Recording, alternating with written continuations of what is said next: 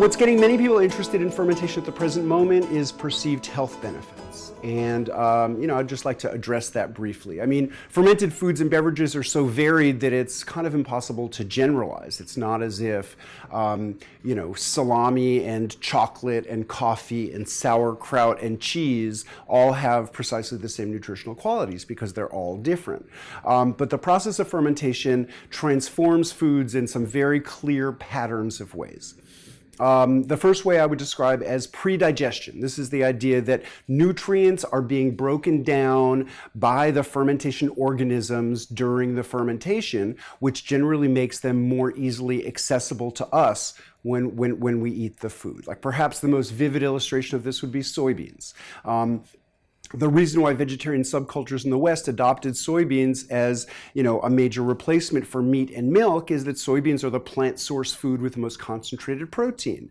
But you never really hear about people like sitting down and eating a big bowl of soybeans for dinner the way they might with, chickpeas or lentils or pinto beans. And the reason is that, our human digestive systems are not capable of, getting the protein out of soybeans.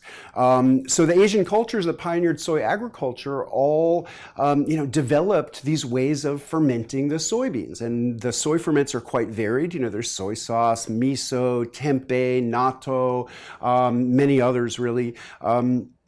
Different kinds of textures and flavors, different fermentation processes and organisms, but what they all have in common is that the protein gets broken down into amino acids, the building blocks of proteins. This is pre-digestion. Similarly, the lactose in milk that so many people have a hard time digesting gets broken down by fermentation.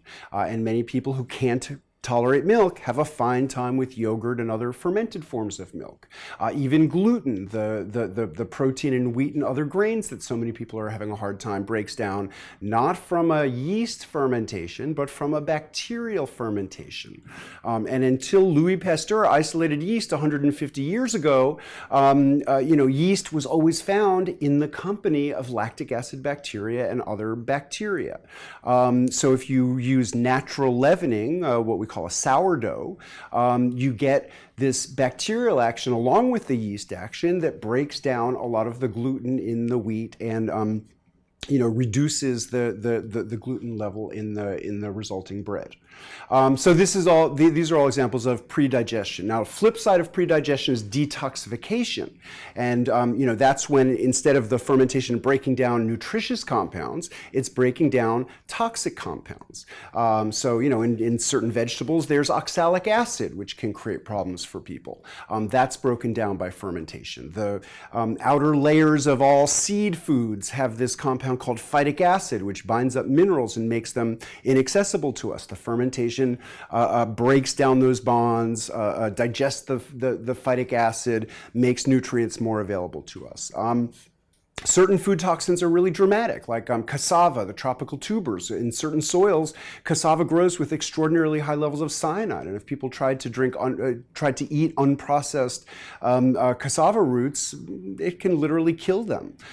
So the strategy is you peel them, you coarsely chop them, put them in a bucket with water. The water initiates a fermentation that breaks down the cyanide compounds and makes an otherwise poisonous food safe for people to eat.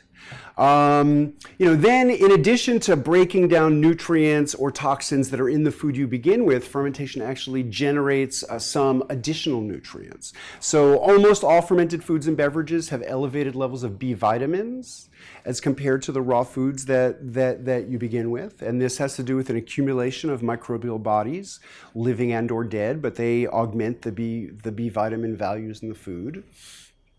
And then there are these unique micronutrients, essentially metabolic byproducts of the microbial digestive processes that accumulate in the food. And these are really just beginning to be investigated and understood. But for instance, in fermented vegetables, these compounds have been identified that are called isothiocyanates that are regarded as anti-carcinogenic. And they're not found in the vegetables you begin with, but rather they're generated during the fermentation.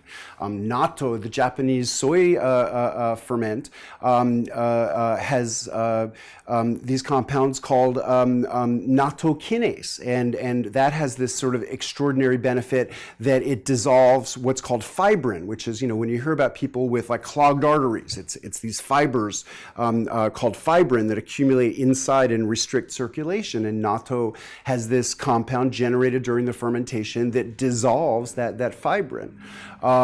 So there are unique micronutrients just beginning to be understood that are generated by fermentation and can have extraordinary benefit.